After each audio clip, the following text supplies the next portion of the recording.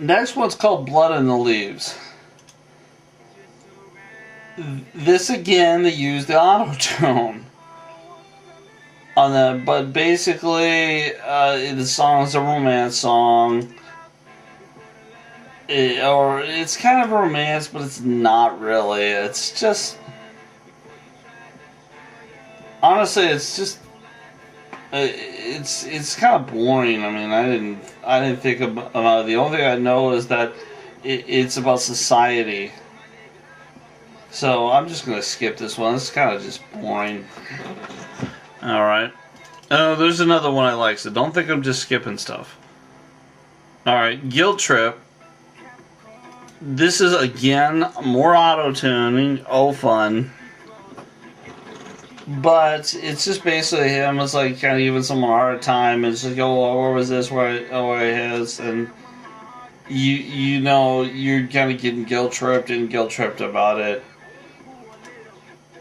That's all it. But then they put in the auto tune, whoa, whoa, whoa, and all that. You just heard it. It's just like, it's kind of unbearable. Again, one song, maybe a single.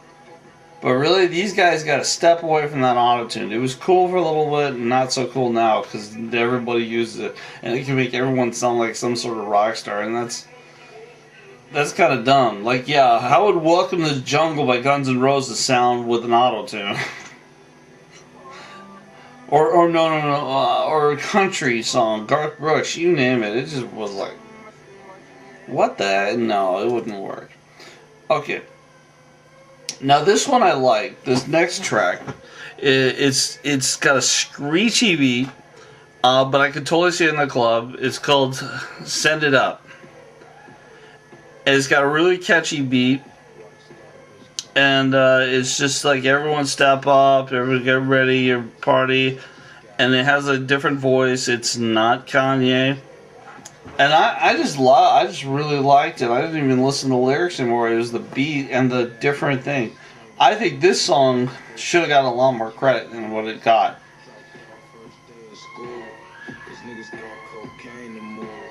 But I could totally see this in the club if you could hear it. I hope you can. You know, but it's actually pretty short. It's only about 2 minutes. Yeah, 2 minutes 37. Alright. And the other one, now Bound to uses an old it's a romance thing about he likes a girl, but then he uses this romance track that talks about, hey boy, let me see if I can bring it up.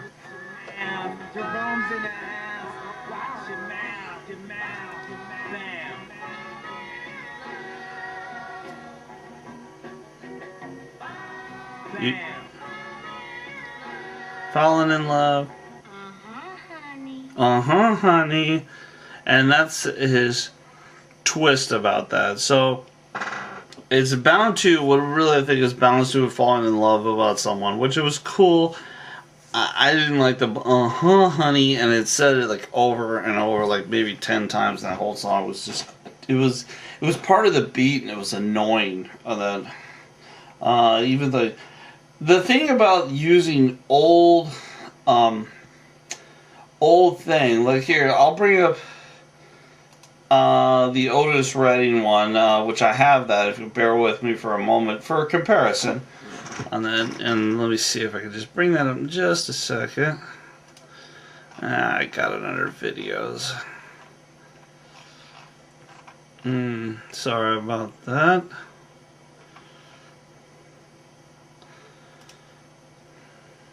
There we go.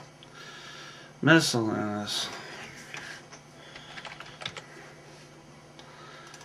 Okay, so this is just Otis. The song's name is Otis. Okay.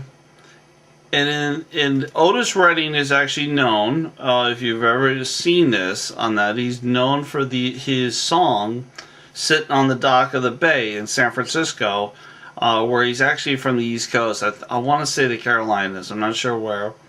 But he did this song as well. So Jay-Z and Kanye took this song, and this is where they destroyed the mob act. But if you just listen to it, they do the old song, and do a really nice blend of it, showing them tearing apart the Maybach.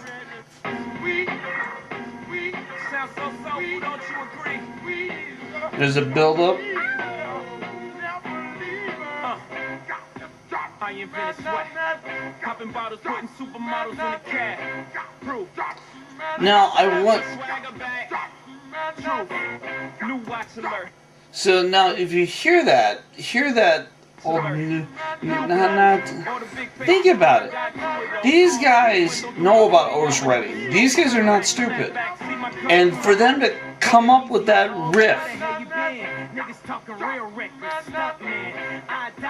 and it worked.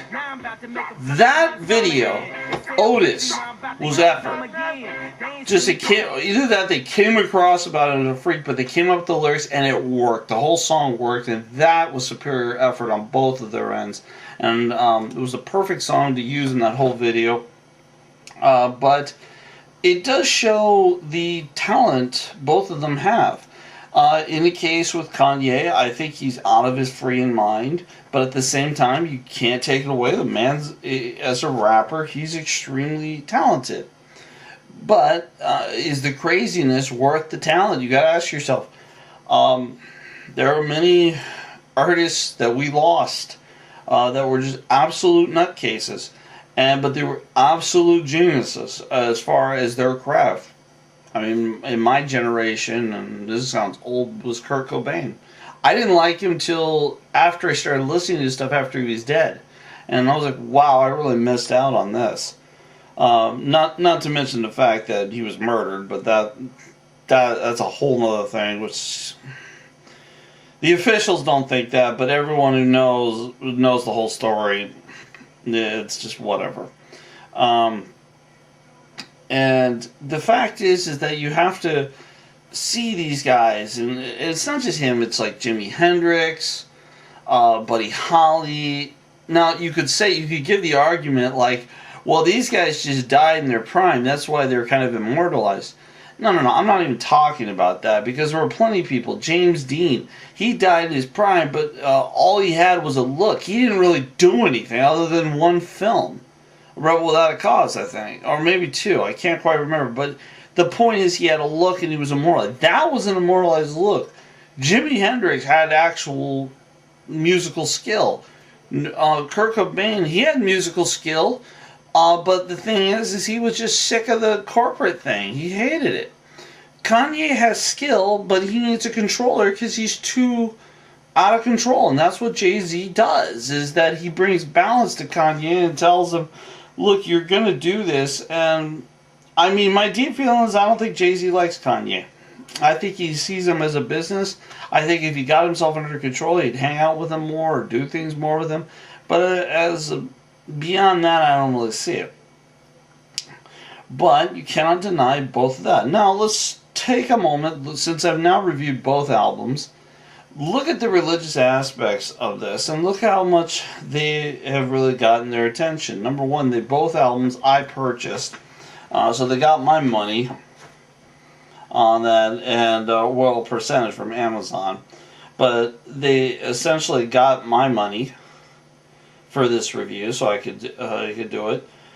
But you have to ask yourself with those two, it's like, why would they, if they know what they're doing is wrong, and they know what they're doing, is so against everything, and they talk about, like, even Jay-Z mentioned the Illuminati in this last album, Kanye talks about it on that. Why? Well, answer's pretty simple. If there's an illusion of conspiracy, who better to claim the conspiracy? For example, if someone said I was part of one of these groups, I let them believe whatever they want to believe on that, because the whole point is that if people want to believe this, they'll let them. It's just going to add more intrigue to them, but then again, the Eye of Horus thing that they do all the time, or the Masonic thing, that stuff will catch up to you, and yeah, life is a little limited, so you keep doing that, and even at the end of days, you know, God may not. If they believe in God, I don't even know that. I mean, they say they do, but you know, there's so many people that say they do, then go out the complete opposite. I mean, I've been guilty on several occasions, yeah, and then I go do something stupid, and we're all guilty of that. But I mean, what concerns me a little bit with these two is that they talk about subjects to a younger generation, a younger crowd of adults that really maybe they shouldn't be exposed to because they don't have a full grasp of understanding. But I think the song by Kanye was one of the greatest examples of a message he was trying to get to people that never quite got on New Slaves. And what his message was is you're the new slaves of the world. Because everything we put out here, the rings, the jackets, the cars, the marketing, all that you want. And you will go out to get some job to get it.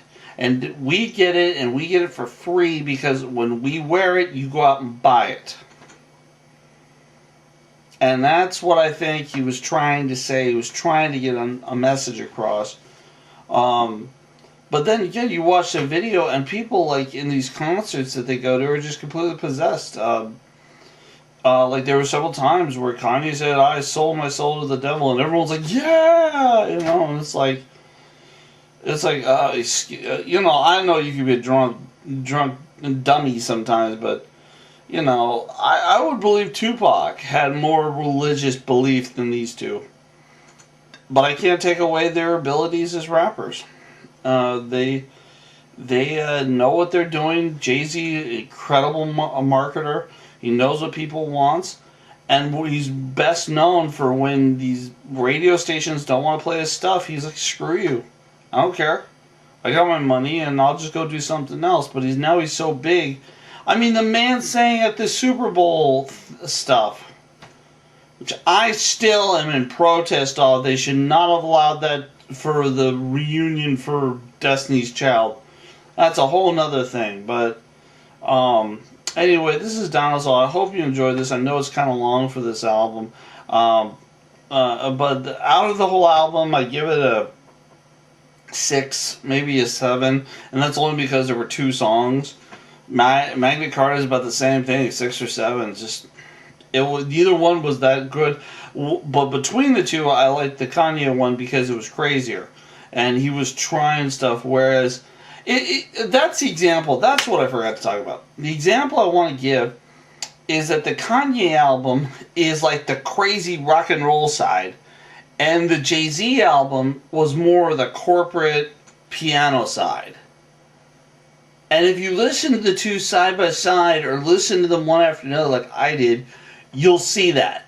You'll see the fact that the Jay-Z is more, you know, wine and cheese and pianos. Whereas the Kanye side is more, I'm badass, I'm this, let me play the rock and roll, you know, and everyone's into it. That's the difference. That's the main difference between the two. Anyway, this is Dinosa.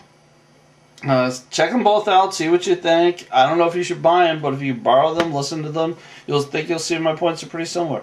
But anyway, talk to y'all later. Bye.